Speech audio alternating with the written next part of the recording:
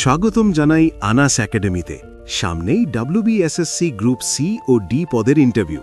আর interview বোর্ডে নিজের জেলা সম্পর্কে জানা কতটা জরুরি তা আমরা সবাই জানি। বিশেষ করে আপনি যদি উত্তর বা দক্ষিণ দিনাজপুরের বাসিন্দা হন, তবে আজকের এই ভিডিওটি শুধুমাত্র আপনার জন্য।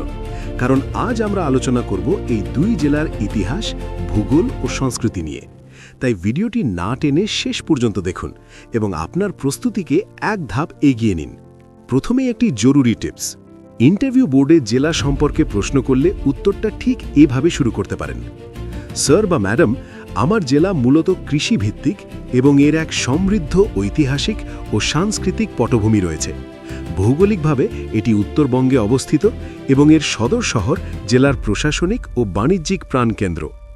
এভাবে গুছিয়ে বললে আপনার আত্মবিশ্বাস প্রকাশ পায়। ইন্টারভিউয়ে যাওয়ার আগে অবশ্যই নিজের জেলার ডিএম ও এসডিওদের নাম জেনে যাবেন। চলুন প্রথমে জেনে নিই উত্তর দিনাজপুর জেলা সম্পর্কে। ভৌগোলিক অবস্থান ও গুরুত্ব। 1992 সালের 1 এপ্রিল অবিভক্ত পশ্চিম দিনাজপুর জেলা ভেঙে উত্তর ও দক্ষিণ দিনাজপুর গঠিত হয়। উত্তর দিনাজপুরের সদর শহর হল রায়গঞ্জ। এই জেলার ইসলামপুর মহকুমার অংশটি অত্যন্ত সংকীর্ণ, যা চিকেন স্নেক বা শিলিগুড়ি করিডোর নামে পরিচিত। এই জেলা 2টি মহকুমা ও 9টি ব্লক নিয়ে গঠিত। কৃষি। এটি একটি কৃষি প্রধান জেলা, তবে এখানকার সবথেকে বড় গর্ব হল সুগন্ধি তুলাইপাঞ্জি চাল, যা বিশ্বজুড়ে সমাদৃত এবং জিআই ট্যাগ প্রাপ্ত। নদ নদী। কুলিক, নাগর এবং মহানন্দা এই নদীগুলোই জেলার প্রাণ। বিশেষ আকর্ষণ। রায়গঞ্জে অবস্থিত কুলিক পক্ষীনিবাস, যা এশিয়ার অন্যতম বৃহত্তম পাখিরালয়। সংস্কৃতি। এখানকার মানুষের মুখে মুখে ঘোরে সুরাজপুরি উপভাষা এবং লোকসঙ্গীত হিসেবে ভাওয়াইয়া ও চটকা অত্যন্ত জনপ্রিয়। এবার আসা যাক দক্ষিণ দিনাজপুর জেলা সম্পর্কে। অবস্থান। এর সদর শহর বালুরঘাট। এই জেলা 2টি মহকুমা ও 8টি ব্লক নিয়ে গঠিত। ইতিহাস ও ঐতিহ্য। ইতিহাসের ছাত্র বা চাকরি প্রার্থীদের জন্য এখানকার বানগড় প্রত্নস্থল এবং তেভাগা আন্দোলনের স্মৃতি বিজড়িত খাঁপুর সম্পর্কে জানা খুবই জরুরি। সংস্কৃতি। দক্ষিণ দিনাজপুরের প্রধান অহংকার হল কুশমন্ডির বিখ্যাত কাঠের মুখোশ নৃত্য গমিরা। এছাড়া বুল্লা কালী পুজো ও মেলা এই অঞ্চলের সবথেকে বড় উৎসব। নদ নদী। আত্রেই, পুনর্ভবা, টাঙ্গন এবং ব্রাহ্মণী। আত্রি নদী এই জেলার জীবনরেখা হিসেবে পরিচিত। বিশেষ স্থান। বানগড়, গঙ্গারামপুরে অবস্থিত অতি প্রাচীন প্রত্নতাত্ত্বিক স্থান। মৌর্য ও গুপ্ত যুগের নিদর্শন পাওয়া গেছে। খাঁপুর, ঐতিহাসিক তেভাগা আন্দোলনের অন্যতম প্রধান কেন্দ্র। বিখ্যাত ব্যক্তিত্ব। চিত্রশিল্পী যোগেন চৌধুরী জন্মসূত্রে এই জেলার সঙ্গে যুক্ত। আমাদের ভিডিও ভালো লাগলে লাইক করুন ও চ্যানেলটিকে সাবস্ক্রাইব করে পাশে থাকুন।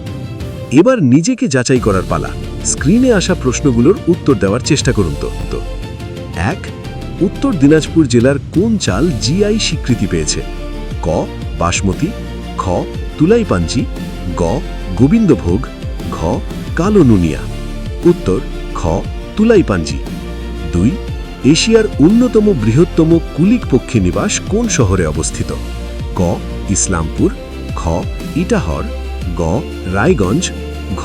ঢালখলা। উত্তর গ. রায়গঞ্জ। 3. উত্তর দিনাজপুর জেলার পশ্চিমে কোন রাজ্যের সীমানা রয়েছে? ক. অসম, খ. ঝাড়খণ্ড, গ. ওড়িশা, ঘ. বিহার। উত্তর ঘ. বিহার। 4. এখানকার স্থানীয় মানুষ কোন বিশেষ উপভাষায় কথা বলেন? ক.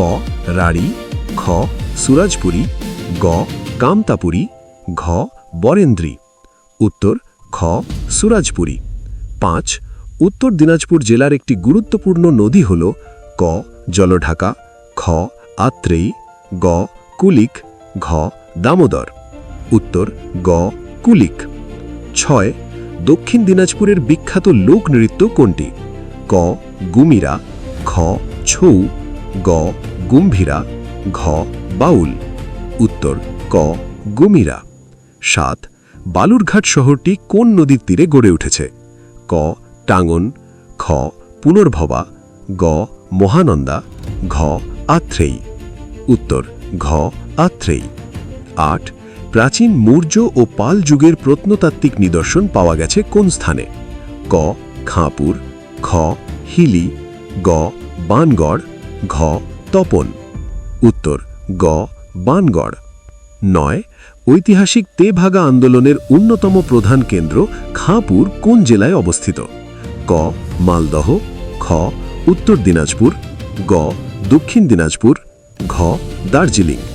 উত্তর গ দক্ষিণ দিনাজপুর। 10 দক্ষিণ দিনাজপুর জেলার সদর শহরের নাম কি? ক গঙ্গারামপুর, খ হিলি, গ বালুরঘাট, ঘ রায়গঞ্জ। উত্তর গ বালুরঘাট। আশা করি আজকের এই তথ্যগুলো আপনার ইন্টারভিউ প্রস্তুতিতে অনেক সাহায্য করবে। নিয়মিত এমন ইনফরমেটিভ ভিডিও পেতে আনাস একাডেমি চ্যানেলটি এখনই সাবস্ক্রাইব করে রাখুন এবং বন্ধুদের সাথে শেয়ার করুন। আমাদের কন্টেন্টগুলি পিডিএফ আকারে পেতে আমাদের টেলিগ্রাম চ্যানেলটি অবশ্যই জয়েন করুন। লিংক ডেসক্রিপশন বক্সে ও পিন কমেন্টে দেওয়া আছে। সবার জন্য রইল অনেক অনেক শুভকামনা। দেখা হচ্ছে পরের ভিডিওতে। ধন্যবাদ।